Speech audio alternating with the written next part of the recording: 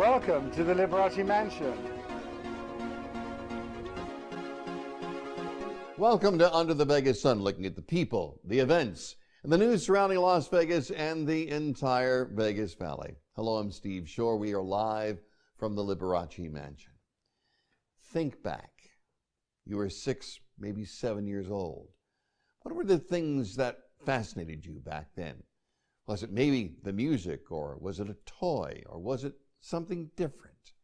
For a lot of young people, like myself, it was a deck of cards. Magic with a deck of cards. How did it all happen? How did those magicians make them disappear? It was not just that easy by going, they're gone. It was different. It was magic. On our program today, you'll meet a man who makes magic happen. In a moment, Jeff McBride. He's fascinating. You'll see. Stay with us. We'll be right back. I think like most people as we grew up, there was always a part of us that wanted to do a little bit of magic. Always wanted to be able to figure out how that coin could disappear or come out of your ear, or what you could do with cards and how they all made sense. That's where it normally ends. It ends when you're that child. For a lot of people, though, it becomes even more. It becomes a life. Our very special guest in the program is probably one of the more talented magicians, illusionist, you name it, he's there. His name is Jeff McBride. Welcome to our program. Well, it's wonderful to be here. Excuse me. Oh, little occupational hazard there. Yes. I can see where the show is going, folks. Now, I make my living with a pack of cards. They've taken me around the world a couple of times. So let me go back a little bit with you. As I mentioned, I think most young people, most children, had this fascination with magic. I remember I had an uncle that did magic, and he always made coins appear where they weren't. And I always wanted to figure out how. How do you bridge, I'm sure as a child you were into magic, how did you bridge that from being where you are today? Well, most young kids get into magic, boys and girls, around 7 years old. Something kicks in there, and it's about figuring out secrets, and it's also about being able to do something that no one else can do. And when you learn a little bit of magic, all of a sudden you stand out. Maybe you're not good at sports or you're not good in school, but if you can make the coin disappear, all of a sudden you have this kind of esoteric power to captivate people's interest. And when kids get into it, I got into it by just reading books in the library when I was about 8 years old, 7, 8 years old. And most kids do it into their teens, and then they leave. Then they get out of it because this thing called life comes along, and they have to go to school, they have to go to university, they get into a relationship, and then they get a job and job promotions, and 30 years goes by, and they wake up in midlife, and then they come back to magic. That's what I've discovered, that a lot of people get back into magic, after this first wave of their life. Because I run a magic school, and people come into the school because they had an interest in magic as a kid. Now, what separated me is I stuck with it. I didn't give it up. A lot of people give it up for life. We've had a lot of people on the program, and one of the great people that I've had on the program is Terry Fader, who is a wonderful, wonderful star in Las Vegas. And I said to Terry, how did it come to him that being a ventriloquist, and that's basically what he is, although probably the most talented ventriloquist ever. How did that remain with him from childhood? He said it was always a part of who he was. Was magic always a part of who you were? I think it was one of the first things I wanted to do, even before magic, was wear masks. And because I was frightened of monsters, and I would watch monster movies and get all terrified, and I figured, well, if I can't beat them, I'll join them. But I collected masks right around that age, and then I started magic, and then in my teens, I put the two together, the masks and the magic. And that's kind of my signature, is the magic with the masks and magic with sleight of hand.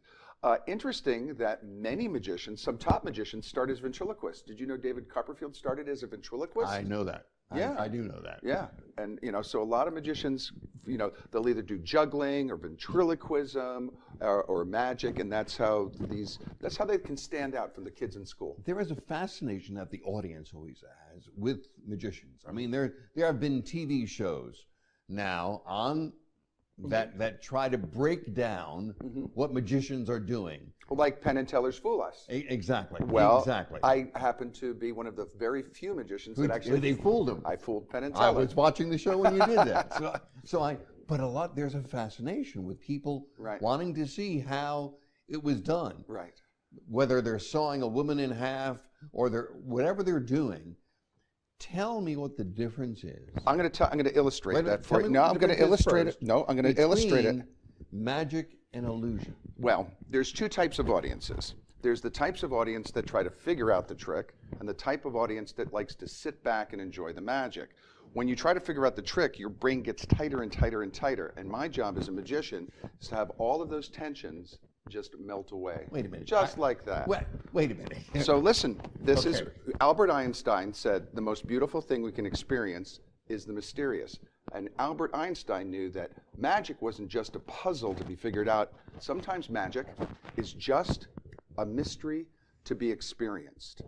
And I tell my audiences, don't try to figure out the tricks, because your brain will get tighter and tighter and tighter and tighter, just like that. My job as a magician is to have you enter a magical realm where anything is possible. And when you do that, you can see magic in a whole new way. No way. Yes. So now I'm sitting here watching you, and I would think my brain is saying, oh, he had those pieces in his hands beforehand. Now I'm this close to you. I didn't see anything in your hands. No, and that's the thing about magic, is that even the best magicians in the world have techniques that fool magicians, and that's why we have shows like Penn and Teller's Fool Us. Because there is a fascination with the secret, but there's two ways you can enjoy magic. You can try to pick it apart, or you can sit back and really just enter the mystery. And my teacher, Eugene Berger, was a philosopher that wanted people to kind of turn off their analytical mind and just be able to experience the impossible instead of wrestling with I don't want to fight with the audience. And sometimes audiences kind of are fighting the magician instead of working with the magician. It's kind of like stopping a singer during a song. Was the fascination, and did the fascination begin with Houdini? Did it begin there, or was it all the people that followed? It was for me, it was reading books on the great masters from the golden age of magic in the early 1900s, the vaudeville magicians, and then magicians like Houdini and Thurston and Keller and the big stage illusionists. That was what influenced my generation of magicians. Today, people start with watching YouTube clips of magicians doing close-up magic. And it's amazing because with just a deck of cards, a young person can pick up a deck of cards, and if they practice, they can become internationally famous over YouTube these days. That took years and years ago. If you were trying to build a magic career, you had to have a stage show. And they'd say, what do you do that's big? Now everybody gets their magic on little YouTube clips. Are there different audiences for magic? You just returned from China. Very successful tour in China. Yep. Are the audiences different around the world in the way they look at magic? You don't have to speak English to enjoy a good magician. No, magic is really an international language that transcends all cultural and language barriers, and magic has an extraordinarily wide demographic as well, because young people can enjoy magic, and people of all ages can enjoy magic because it's visual nature. It's captivating and visual. It's kind of like the circus in a way. It has a very wide demographic appeal. But yes, there are different audiences for magic all over the world. Some places you take out a deck of cards, you do magic, you can frighten people. I've had that before. I just, okay, I'll put the cards away because, they go, oh, no, Diablo, go away, It's like. Who is your toughest audience? Who's the Are they children? Are they millennials? Are those over the age of 45? Who is your toughest audience? Well, I think that changes country to country. Really? Yeah. I think in China, they engage magic very intellectually, and they're trying to, like, fight with the magic and trying to figure it out. Where in other places of the world, when I work in Europe, a lot of people are just, they're there to experience the immersive theater of magic. Instead of taking it as a puzzle, they take it more as an adventure, as a mind-expanding adventure. So different audiences. Even in Las Vegas, there's different audiences depending on the time of night. If you do an early show, you get a very attentive audience, and if you do a late show, you get a very wild kind of party audience that has a different kind of attention span and a different expectation of what they want to see. Matter of fact, you do your own show. Yep. It's called Wonderground, and it's actually in 3 different pieces, if I'm not mistaken. Yep. You have an early show, a medium show, and the late show. Yeah. For those who really want to be immersed into this thing. The Wonderground has 3 shows. It has an 8 o'clock stand-up comedy variety show, and then we'd have close-up magic that happens all over the club, so people can see the magic really close up and personal. And then we have a big stage extravaganza, and it happens once a month on the 3rd Thursdays. It's called Wonderground. And the place called Olive? Yeah, it's called the Olive Mediterranean, not to be confused with the Olive Garden. Right. It's the Olive Mediterranean. It's down on Sunset and Sand Hill, and you can get information by going to vegaswonderground.com. And the lineup changes every month. We have a completely different show every month. And a lot of the people that are performers on the Strip come down and hang out there too. Chris Angel's been down there, Teller's been down there, Mac King, Lance Burton, Chris Angel hangs out there on his night off. So it's a place, it's like a jazz club for magicians. You have something else, and we're gonna take a break for a couple seconds. When we come back, I want to talk about this school that you have, this Magic and Mystery School, because my personal belief is that it's more than just magic and mystery. In a lot of ways, I have this sense that you teach life. I want to talk about that in a couple seconds. Don't go away, we'll be right back. I'm telling you, if you ever thought about magic, you're going to see some in a few minutes, and you're going to say, wow. We'll be right back.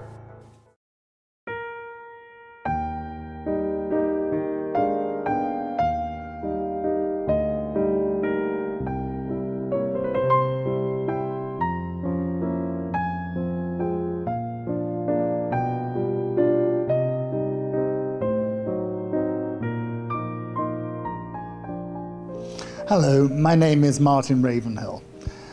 I am the proprietor, owner of the Liberace Mansion, and I welcome you and invite you to explore all of the incredible features we have available at this historic house. Liberace lived here from 1974 until his death in 1987. Since then, I've been able to remodel and restore this house to its former glory. Here we have 15,000 square feet of amazing historic space available for weddings, ceremonies, corporate events, and charity fundraisers.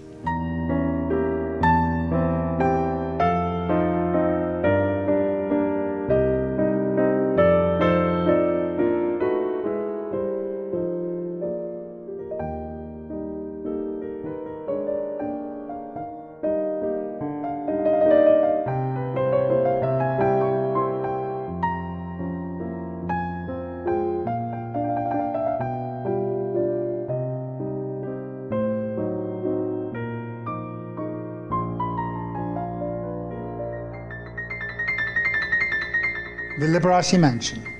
There is no place like it in the world.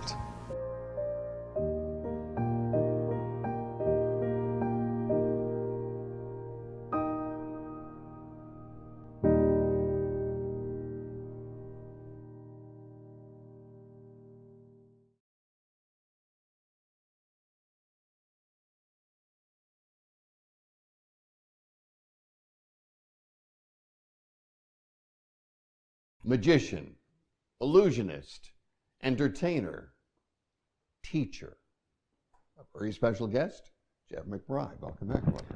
Yeah, and we're going to teach a little bit about teaching magic. Okay, so you have a school. It's called McBride's Mystery, or Magic and Mystery School. Very good. But I sense, when looking at it, and looking at everything I've read about it, it really is more than just magic. It's more than tricks. It is more than tricks. In today's world, people have to learn how to deal, learn how to cope, learn how to be creative, learn how to be that different person from someone next to them. That's really what you're teaching, aren't you? Well, magic teaches, we have all types of students from around the world. Most of our students are in their 30s and 40s and 50s, and they rekindle their passion in magic. We have a lot of young teenagers. Matt Franco started at our school when he was 12 years old. Really? Yeah, he was one of the youngest students we ever had. But there's kids that get into it and stay into it, like Matt Franco. And there's other people that get out, and then back in their 30s, 40s, and 50s, they rekindle that passion. What young people get from magic is confidence, skill building, communication skills, problem solving. They use the techniques of magic as a way to engage their creativity and artistry. And magic helps people stand out. And there's a lot of life skills and presentation that young people can learn that will help them in any aspect of their lives. Older people that rekindle their passion for magic are looking to express themselves creatively, or they have expertise in a certain area and they do talks and presentations and they want to inject a little magic to wake up the talks that they're doing. Or a lot of very successful people study magic because they go to all these banquets and dinner and it's dreary, so they want to spice it up and they want to have some fun. And a lot of people do it because they want to go a second career. They want to retire from what they want to do. I've even had doctors retire from medicine And go into magic. And go into magic. Really? Absolutely. They said, I've had enough of the medical thing. I've done it for 40 years. I'm well off. I can retire. And I've had one dentist, Joel Zaritsky from back east, from Poughkeepsie, New York, came to some of my workshops and came to some of my classes, studied with our school for about 9 years. And he said, I am very proud that I can now say that I'm a full-time magician that does dentistry on the side. Really? Yes. That's a success for me. Cards are a thing with you. Yeah. On our table, there's 3 decks of cards. I go through a lot of decks of cards. I could gather. Why cards? Why has that become so much a part of Jeff McBride? Well, if you think about it, I've always, since I was a young man, 7, 8 years old, been fascinated with playing cards. Because if you think about it, fortunes have come and gone. Loves have been lost with the turn of a single playing card. And playing cards have always fascinated me, especially in this town. This town is built of playing cards. Built on playing cards. Right? That's right. Yeah. And people have been using cards for gaming, but also they also use cards for fortune telling as well. And you can actually use cards as a weapon. I learned that from Ricky Jay years ago. Are you going to throw things at me now? No, I'm not going to throw.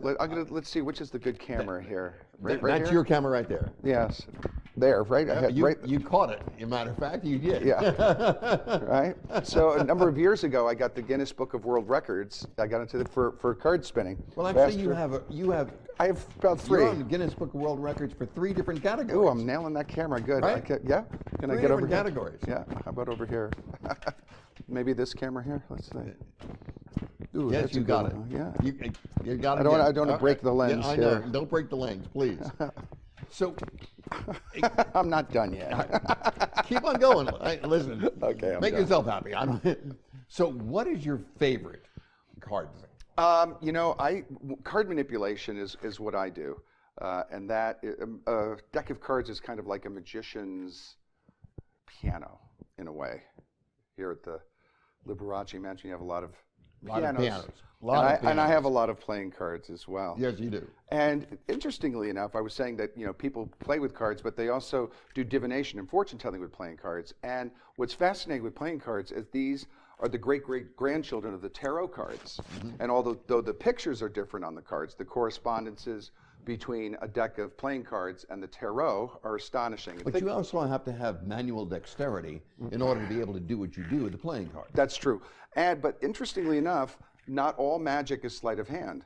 there are different types of magic. There's mentalism, mind reading magic, which uses no dexterity at all. So there's all different types of magic, and great magic at all different skill levels. But it takes years and years and years to develop some of these techniques. Like I said, the cards, they have their story all their own. You say, why am I fascinated with playing cards? That the deck of cards is like a calendar. Did you know this? Mm-hmm. 52 cards in the deck, like the 52 weeks of the year. 4 suits in a deck of cards, like the 4 seasons of the year. There are 13 cards in each suit, represent the 13 phases of the moon. And if you count the number of spots on all the cards, they number up to 364, plus the joker. They can be used as a solar calendar. So even though the cards look different, they harken back to the old Book of Thoth, which was a book of ancient wisdom. So each card is still a key that can unlock mysteries that are around us and within us. All right, here you go again. Well, you eat a lot of cards, Jeff. So, I've watched individuals do tricks with cards. Mm-hmm. Like let me pick my card and you'll tell me what card it was. Is that magic or illusion? Well, in magicians' terms, the term illusion is used most often for large-scale tricks, large-scale production, big boxes, floating ladies, elephants disappearing, Siegfried and Roy with the tigers and the lions. But small illusion is fascinating. Yeah, but sleight of hand, yes, and yes, people are more fascinated with close-up magic these days. Close-up magic. Because they think they can see what you're doing. Not only that, but it's reality being altered right under your nose. It's a little bit different when you see a magician way back on stage and you're far away, but it's a whole different experience when you're right up close and personal, And it reminds people that reality is subject to change without notice. If you think about it, let me just get my cup here. Aha. Because we take things for granted, but even a cup is not a cup. This is a close-up illusion.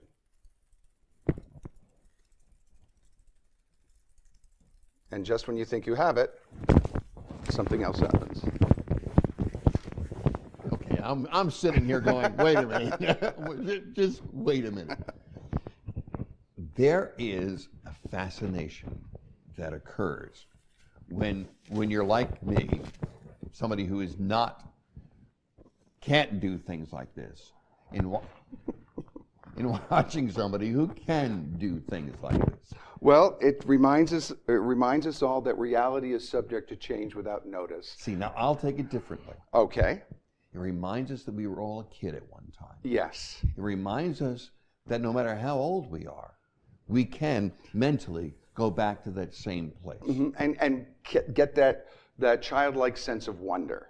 And that is what I'm trying to deal with. I'm trying to turn off the cynical, let's figure this out, let's rip up the you don't take apart a piano to listen to the music. No. You don't go, wait a minute, there's chords in here. It's trying to find the music in a piano by dismantling it is like looking at a magic performance and trying to pick it apart. It's not the piano. It's the artist who sits there. That's correct. It's not the magic. It's the artist who makes it happen. Well, and the interesting thing is, magicians that have been 50, 60 years in magic, and they know all the different types of magic. They know escape magic, they know stage illusion, close-up magic, mentalism. They know all the different forms of magic, and they've been they love magic more than a lay audience. They watch more magic, they read more magic, they perform more magic, and they love magic, even though they know the secrets. It's not like it's gone. The people that are more passionate about magic are the ones that understand it inside and out. It doesn't spoil it if you learn how the trick is done. It just gets you hooked. That's right. I remember talking to Lance Burton a number of years ago when those masked magicians. One of the great magicians that hit the stage in Las Vegas. Right. So all the magicians were up in arms over the masked magician. Valentino, the masked magician, had just exposed everything. All of this. And he goes, and everybody was like going crazy in the press and on TV, shut down the show. And Lance goes, wow, I watched those shows. I learned a couple of really good tricks. But I can see a future master magician being interviewed on a show like this. And they'll say, how did you start your magic career now that you're a famous magician? And the magician would say, I saw this television special, got me interested. Jeff, I want to tell you, this has been the fastest half hour that I've ever gone through. It's absolutely delightful. I hope people will go see your show. The Wonderground? Wonderground is wonderful, but I think it's also important for people to understand that this is what life is all about in a very small way, because it gives us the joy that we all want inside. Well, it reminds us that there is still magic in a high-tech world. There's still high-touch mysteries out there. Jeff, thank you very much. All right, great. Absolutely delightful. We'll be right back with some closing words in a moment. You know what I really love about Las Vegas is the variety of talent and entertainment that is really here. It makes Las Vegas indeed the entertainment capital of the world. In 1 week, on our show, you can see some of the greatest magicians in the world. On another show, as we've seen, amazing, amazing artistry and a man who plays a piano. It's all about entertainment, and Las Vegas is the center of it all. If you live here, go out and enjoy it. If you're coming here, make sure and see it. It is what this town is all about. Until the next time, I'm Steve Shore. Be safe and enjoy life under the Vegas sun.